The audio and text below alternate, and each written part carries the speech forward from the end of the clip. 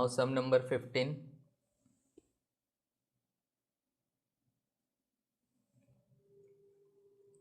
A company has budgeted production of 12,500 units, but actual production was 13,000 units, of which 11,000 units were sold at a selling price of rupees 145 per unit.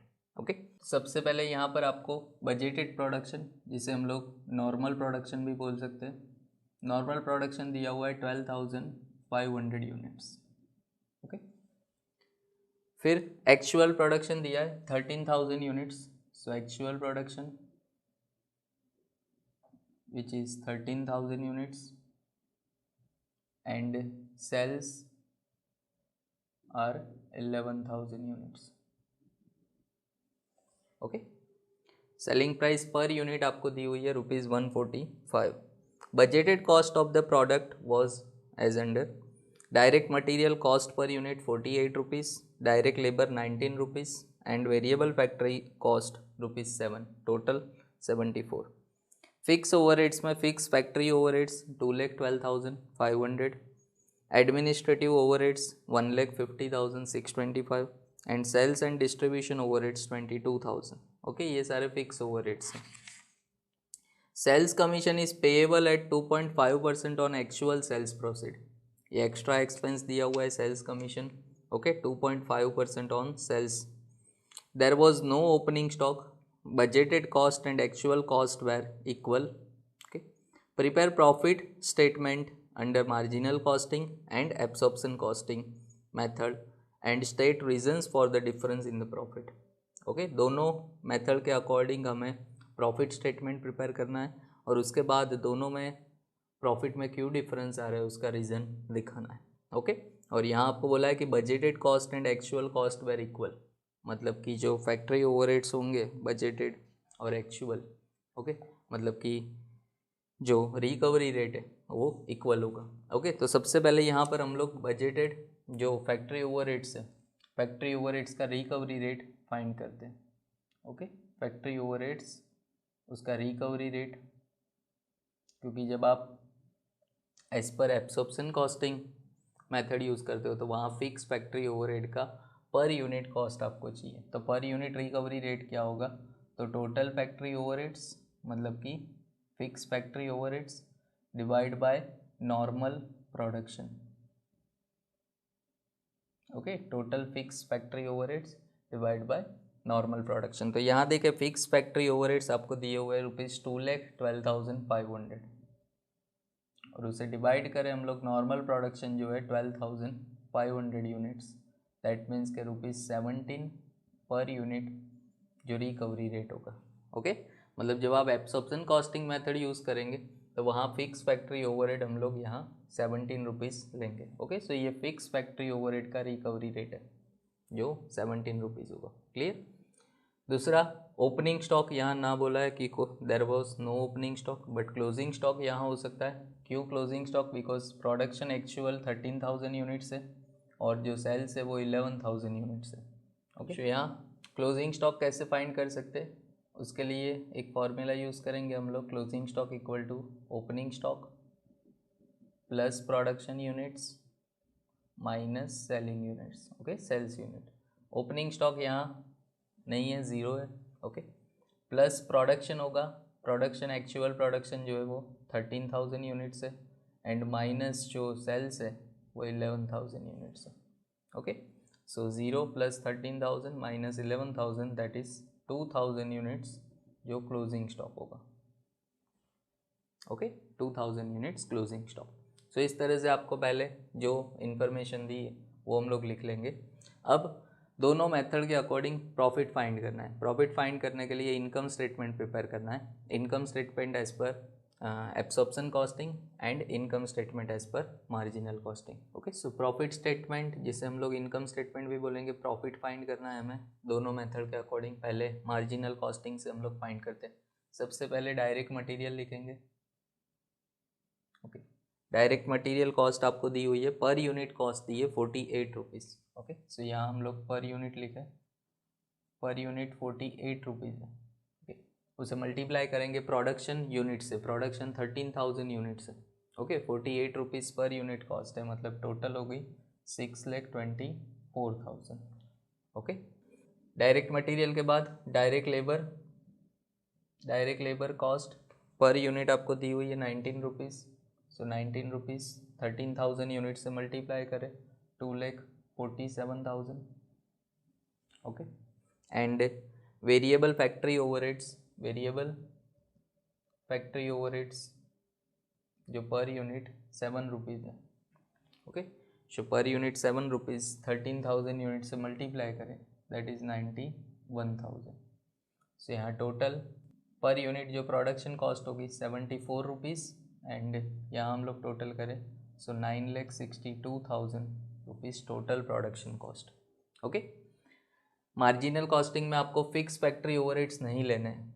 Okay, marginal costing में सिर्फ variable factory overheads include होते हैं। इसमें हम लोग add करेंगे opening stock, but यहाँ हमने देखा कि कोई ओपनिंग स्टॉक नहीं है। Okay, so there is no opening stock, इसलिए डैश कर देंगे और लेस करेंगे क्लोजिंग स्टॉक। क्लोजिंग स्टॉक के यूनिट्स हमने ऑलरेडी फाइंड किए हुए, there are 2,000 units, so 2,000 units into production cost per unit थी ₹74। सो टोटल क्लोजिंग स्टॉक हो जाएगा 1,48,000 रुपीज़। क्लियर, 1,48,000।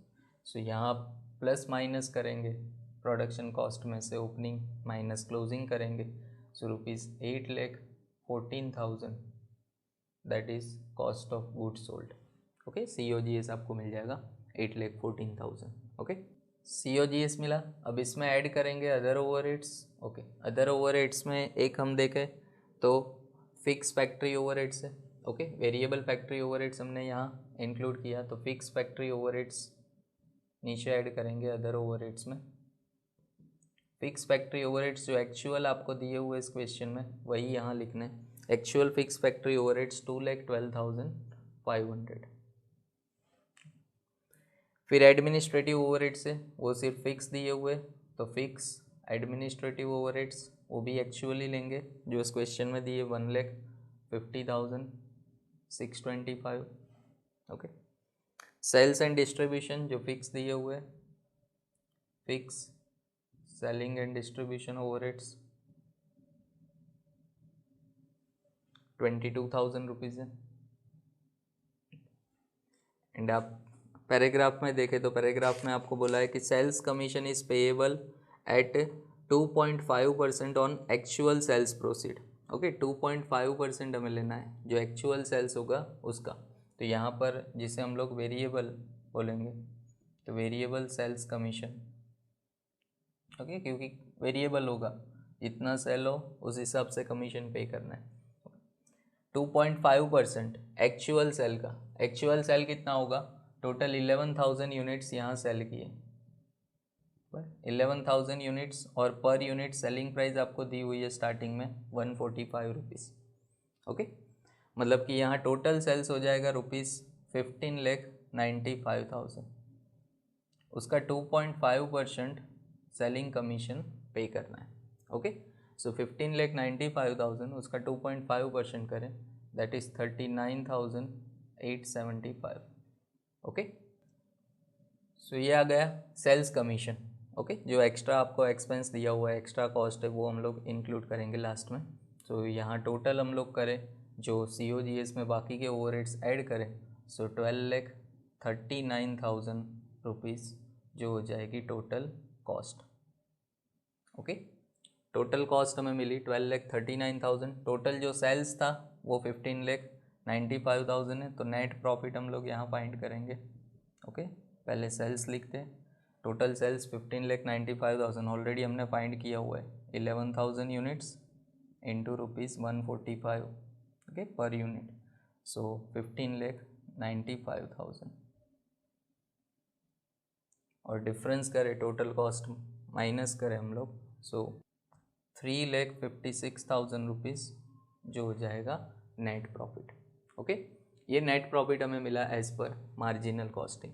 क्लियर, उसमें आपको पूरा स्टेटमेंट इस तरह से प्रिपेयर करना है। So net profit as per marginal cost 3,56,000। Now as per absorption costing, now as per absorption costing, तो हमने देखा था स्टेटमेंट में कि दो ही चेंजेस हम लोग करते, एक फिक्स फैक्ट्री ओवरहेड्स जो यहाँ नीचे ऐड करते हैं आफ्टर COGS, वो हम लोग इंक्लूड करेंगे प्रोडक्शन कॉस्ट में, तो उसकी वजह से जो क्लोजिंग स्टॉक की वैल्यू है वो चेंज होगी। और दूसरा, जो फिक्स फैक्ट्री ओवरहेड्स में अगर डिफरेंस हो तो डिफरेंस आपको ऐड या लेस करना है। ओके, सो वो हम लोग यहाँ फाइंड करेंगे। सबसे पहले डायरेक्ट मटेरियल पर यूनिट जो था वो एज इट इज़ रहेगा, पर यूनिट 48 रुपीज़ है। 13,000 प्रोडक्शन यूनिट्स, प्रोडक्शन और सेलिंग यूनिट्स चेंज नहीं होते, ओके, सिर्फ मेथड की वजह से प्रॉफिट चेंज होगा, नंबर ऑफ़ यूनिट्स सेम होंगे। तो आप यहाँ से लिख सकते हैं 6,24,000 रुपीज़। डायरेक्ट लेबर जो 19 रुपीज़ है, सो टोटल 2,47,000 होगा। Then variable factory overheads, variable factory overhead 7 rupees है पर यूनिट और 91,000 होगा यहाँ पर। ओके, और फिक्स फैक्ट्री ओवरहेड्स यहाँ इंक्लूड करेंगे हम लोग प्रोडक्शन कॉस्ट में। सो फिक्स फैक्ट्री ओवरहेड्स अब पर यूनिट कितना होगा, तो फिक्स फैक्ट्री ओवरहेड्स हमें लेना है यहाँ से जो रिकवरी रेट हमने फाइंड किया था। ओके, सो 17 रुपीज़ पर यूनिट होगा, और वो 17 रुपीज़ को हम लोग 13,000 यूनिट से मल्टीप्लाई करेंगे। Okay, so number of units 13,000 into 17, so 2,21,000 rupees यहाँ टोटल फिक्स फैक्ट्री ओवरहेड्स होगा। ओके, सो 2,21,000। अब हम टोटल करें, सो टोटल यहाँ प्रोडक्शन जो कॉस्ट होगी वो 91, ओके, पर यूनिट 91 रुपीज़ होगा, और जो टोटल प्रोडक्शन कॉस्ट होगी 11,83,000। ओके, ये पर यूनिट मिली 91 रुपीज़ प्रोडक्शन कॉस्ट, और ये टोटल प्रोडक्शन कॉस्ट। इसमें ऐड करेंगे opening stock, but there was no opening stock, so यहाँ 0 हो जाएगा, और लेस करेंगे क्लोजिंग स्टॉक।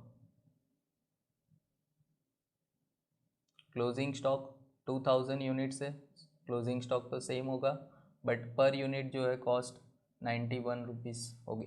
ओके, यहाँ हमने 74 ली थी क्योंकि यहाँ factory fix factory overheads include नहीं होते, but as per absorption cost जब आप करते हो तो 91 रुपीज़ होगा।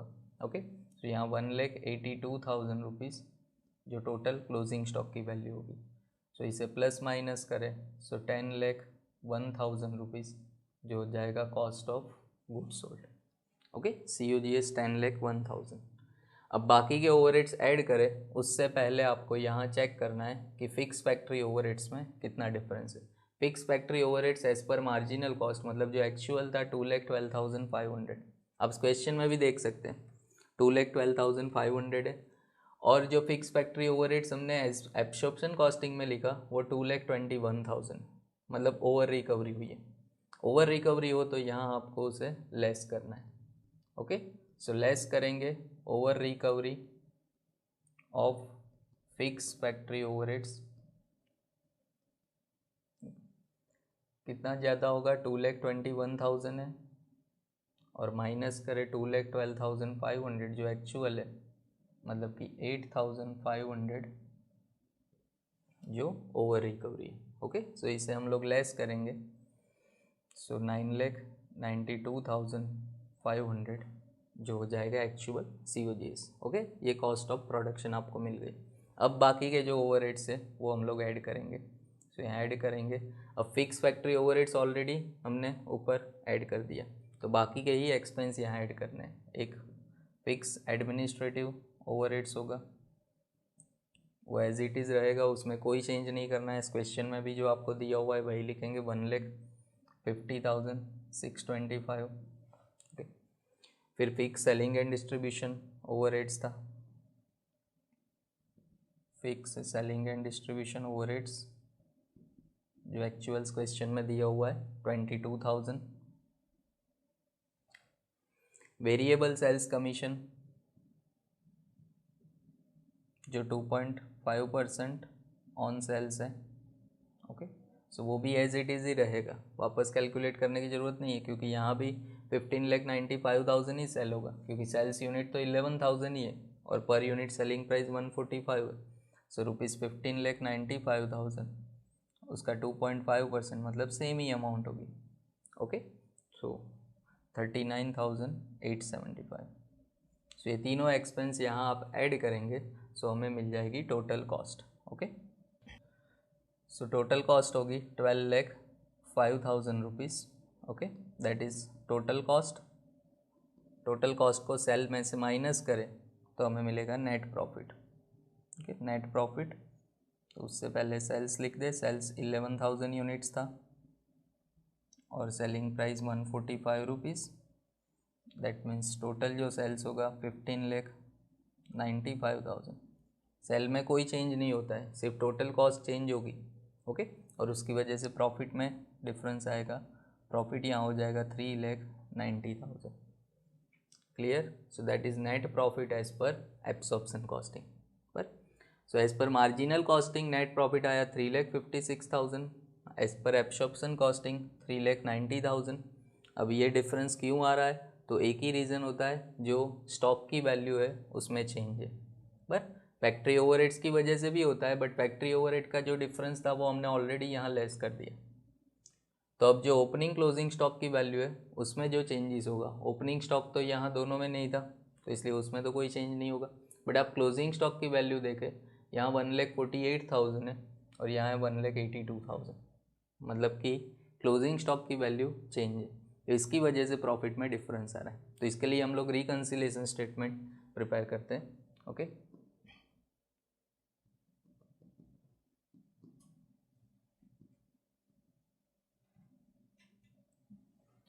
रिकन्सिलेशन कैसे बनाएंगे? सो सबसे पहले नेट प्रॉफिट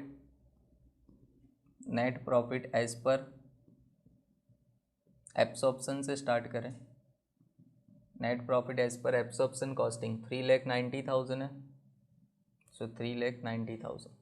ओके, उसमें ऐड करेंगे ओवर वैल्यूएशन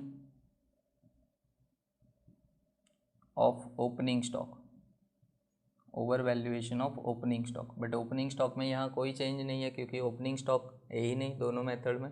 ओके, सो यहाँ 0 हो जाएगा।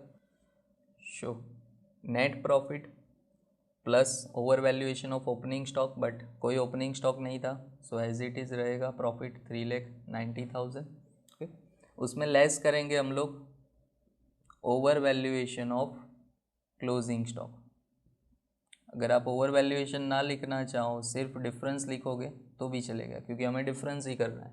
ओके, सो डिफरेंस कितना होगा? 1,82,000 एज पर एब्सॉर्प्शन कॉस्टिंग है क्लोजिंग स्टॉक, और 1,48,000 एज पर मार्जिनल कॉस्टिंग है। Okay, so 1,82,000 minus 1,48,000, that is 34,000 का डिफरेंस होगा जो हम लोग यहाँ माइनस करेंगे।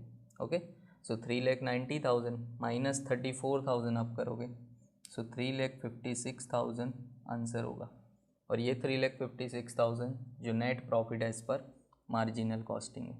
Okay, so net profit as per marginal costing that is 3,56,000।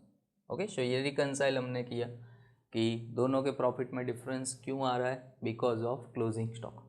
Okay, opening stock में कोई डिफरेंस नहीं है इसलिए उसकी वजह से डिफरेंस नहीं है, बट जो क्लोजिंग स्टॉक की वैल्यू है दोनों में अलग अलग है और उसकी वजह से दोनों प्रॉफिट डिफरेंट है। Okay, clear? सो इस तरह के सम आपको एग्ज़ाम में आते, 14 मार्क में सम पूछे जाते हैं। दोनों प्रॉफिट के स्टेटमेंट आपको प्रिपेयर करने हो दोनों मेथड से, और उसके बाद उसे रिकंसाइल कैसे किया जाता है वो हमने यहाँ देखा। ओके।